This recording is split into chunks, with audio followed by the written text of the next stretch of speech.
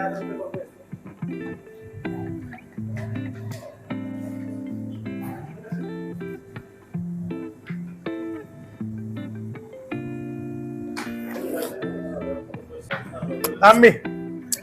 आजको भिडियो चाहिँ एकदमै स्पेशल हुन्छ हैन तपाईहरुलाई म आज लाटे आर्ट कसरी बनाउने र स्टिम कसरी गर्ने अनि के कुरामा फोकस गर्नुपर्छ भनेर देखाउन गइरहेको छु अनि यो चाहिँ मैले भर्खरै हानेको चाहिँ यसलाई रोसेटा भन्छ हैन यो चाहिँ बेसिक लाटे आर्ट हो म चाहिँ के फोकस गर्नुपर्छ भन्ने कुरा देखाउन गइरहेको छु है त लेट्स स्टार्ट द भिडियो सबैभन्दा सुरुमा टाइम वेस्ट नगरिकन म सिधै पोइन्टमा आउँछु मिल्क कति हाल्ने भन्ने कुरा आउँछ हैन अब त्यो भन्दाखेरि नै तपाईले यहाँ देख्न सक्नुहुन्छ यहाँ चाहिँ 1/3 छ हैन यो लाइन छ नि यसमा नेक्स्ट भनेको चाहिँ कसरी स्टिम गर्ने भन्ने कुरा आउँछ हैन त्यसको लागि चाहिँ के गर्नुपर्छ भन्दाखेरि तपाईं जुन चाहिँ लाइन देखिरहनु भएको छ नि तपाईले यहाँ अनि दुधलाई डुबाएर अलिकति लाइन भन्दा अलिकति तलसम्म दुधलाई डुबाएर स्टिम गर्ने तपाईले है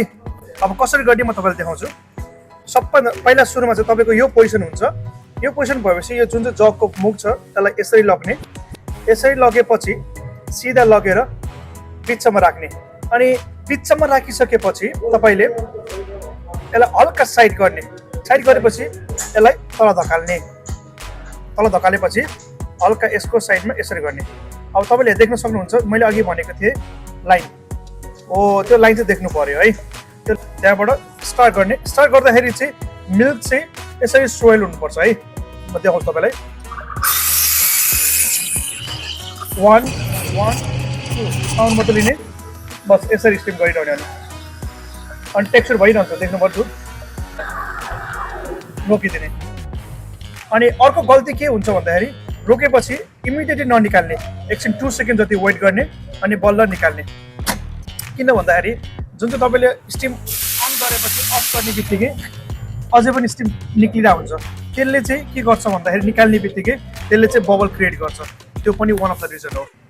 अब नेक्स्ट भनेको चाहिँ कपलाई कसरी समात्ने कसरी होल्ड गरेर राख्ने अनि पोर गर्दा चाहिँ सजिलो हुन्छ जुन चाहिँ कपको ह्यान्डल छ नि तपाईले जहिले पनि चेस्टपट्टि फर्केको हुनुपर्छ यो अर्को कुरा अब कसरी समात्ने भन्ने कुरा आउँछ कसैले यसरी समात्छ हैन कसैले यसरी समातिरा हुन्छ सबै राइट हो तर मैले चाहिँ कसरी समात्छु भन्दाखेरि चाहिँ यो थम्बलाई चाहिँ यो ह्यान्डलको ठ्याक्कै पछाडि यसरी राख्छु अनि अर्को तीनटा औँला चाहिँ ठ्याक्कै यसरी राख्छु अनि मेरो यो चाहिँ फ्री हुन्छ यसरी है पोर गर्दाखेरि मैले यसरी समातेर मजाले पोर गर्छु त्यति चाहिँ के हुन्छ नि मलाई चाहिँ कम्फर्टेबल हुन्छ यसरी टर्न गर्न पर्यो केही गर्न पर्यो भने कम्फर्टेबल हुन्छ है त्यही भएर यसरी पोर गर्छु मैले चाहिँ यो चाहिँ ह्यान्डल चाहिँ सिधा हुन्छ त्यसमा अब नेक्स्ट भनेको चाहिँ कसरी कुन चाहिँ एङ्गलमा राखेर कसरी कतिको डिस्टेन्समा राखेर पोर गरेपछि तल पर्फेक्टली पुस गर्न सकिन्छ भन्ने क्वेसन आउँछ हैन त्यसको लागि चाहिँ के हुन्छ भन्दाखेरि चाहिँ तपाईले यहाँ देख्न सक्नुहुन्छ मेरो कपको पोजिसन यस्तो छ अब कसरी थाहा हुन्छ मलाई 100% कि जुन चाहिँ मेरो तपाईले मेरो यो फिङ्गरको जुन चाहिँ लाइन देखिरहनु हुन्छ नि त्यो लाइनले चाहिँ मैले मेजर यसरी गर्छु क्या यो त थाहा भयो कि यतिमा राखेपछि पोर गर्न पर्ने रहेछ भनेर अब कसरी थाहा हुन्छ कि पोर गरेपछि कहाँ चाहिँ रोकेर चाहिँ पुस गर्ने स्टार्ट गर्न भनेर तपाईले यतिको 0.5 सेन्टिमिटर अन्दाज गर्ने जस्तै एक्जाम्पल मानौँ मैले त्यसरी पोर गरेँ अब कहाँ चाहिँ रोक्ने त भन्दाखेरि चाहिँ 0.5 सेन्टिमिटरमा हो यसको ठ्याक्कै अलिकति तलपट्टि यतिको अनि फिङ्गर ठ्याक्कै यही फिङ्गर यस यतिको एङ्गलमा चाहिँ तपाईँ यसरी नापेर ठ्याक्कै यतिमा अन्दाजमा है फेरि यसको मतलब यो होइन कि फेरि यसरी नाप्ने ठ्याक्कै यसरी राख्ने फेरि यसरी नाप्दै हाल्ने होइन नि फेरि त्यो त अन्दाजको कुरा हो फेरि है अब यति राख्यो यहाँ चाहिँ यो चाहिँ टक्क कपलाई टच हुनुपर्छ है टच हुनै पर्छ 0.5 सेन्टिमिटर रोक्यो मैले टच गर्ने यसरी टच गरेपछि बल्ल पुस गरेर अनि विगल चाहिँ बिचमा मात्रै गर्ने नेक्स्ट भनेको चाहिँ जगको कुरा आउँछ हुन्छ हैन यतिकै एङ्गल हुन्छ सुरुमा चाहिँ पोर गर्दाखेरि जहिले पनि यसरी पोर गरेको हुन्छ है मैले पोर हाने यसरी पोर हानेपछि टक्क टच गरेपछि देख्नुभयो जग्गा चेन्ज भयो अघि यस्तो थियो अहिले यस्तो भयो हैन यतिकै पोर हुन्छ यो चाहिँ अटोमेटिकली जान्छ क्या आफै है पोर गयो अब पुस गर्दाखेरि चाहिँ जग सिधा हुनु पर्यो स्ट्रेट जग यतिकै एङ्गल चाहिँ हुनै पर्यो है यतिकै भयो भने यतिकै एङ्गल हुनु पर्यो पछाडि भाग उठ्नु पर्यो अनि बल्ल यो टच गरेपछि बल्ल जगलाई सिधा गरेर बल्ल यसरी विगल गर्ने है जग सिधा हुनै पर्यो कि कटिङसम्म जग सिधा छ बुझ्नु नि ल म तपाईँलाई देखाउँछु होइन अनि एकचोटि प्रपरली मजाले हेर्नु है त सेम एङ्गलमा राख्यो मजाले माथिबाट पोर गर्यो अनि 0.5 सेन्टिमिटरमा आएपछि तल गयो पुस गर्यो बिस्तारै विगल बिचमा मात्रै विगल गर्यो अनि आरामले ब्याक आयो अनि बिस्तारै कट गर्यो बस यस्तो हुन्छ लाते आर्ट चाहिँ तपाईँले देख्न सक्नुहुन्छ यसलाई चाहिँ रोसेटा भन्छ होइन यो चाहिँ एकदमै बेसिक लाते आर्ट हो Subscribe. Share.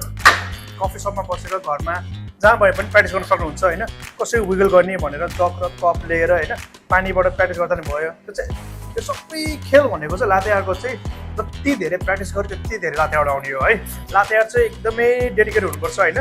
एभ्री डे पोर गर्नै पर्छ अनि बेस्ट वे भनेको चाहिँ लाते आर्ट लर्न गर्नको लागि चाहिँ तपाईँले एउटै लाते आर्ट 100 चोटि हान्ने जबसम्म पर्फेक्ट हुँदैन त्यही लाते आर्टमा त्यही लातेलाई मात्रै कन्टिन्यू गर्ने होइन अब लाग्छ कि अब हामीलाई अब कहिले कहिले इन्स्टाग्राममा हेरेर अरूको लाते आर्ट हेरेर होइन ओहो यसले दामी हान्यो यसले रोज हान्यो यसले यो हान्यो यसले त्यो हान्यो होइन मलाई पनि हान्नु जस्तो लाग्छ तर हान्ने होइन कन्ट्रोल गर्ने आफूले जे प्र्याक्टिस गरिरहेको त्यसलाई कन्टिन्यू गर्ने मजाले हात बसाउने अनि बल्ल नेक्स्ट लाते आर्टमा जाने है बिस्तारै बिस्तारै 1 by 1 जाने त्यही नै हो अनि यो चाहिँ एकदमै बेसिक हो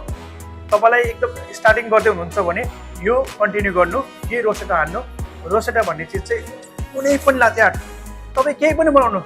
त्यो के भन्छ अब मलाई थाहा भएन प्यारोट स्यारोट सबै जे जे छ सबै बनाउनु स्टार्टिङ भनेको रोसेटाबाटै हुन्छ क्या बुझ्नु भने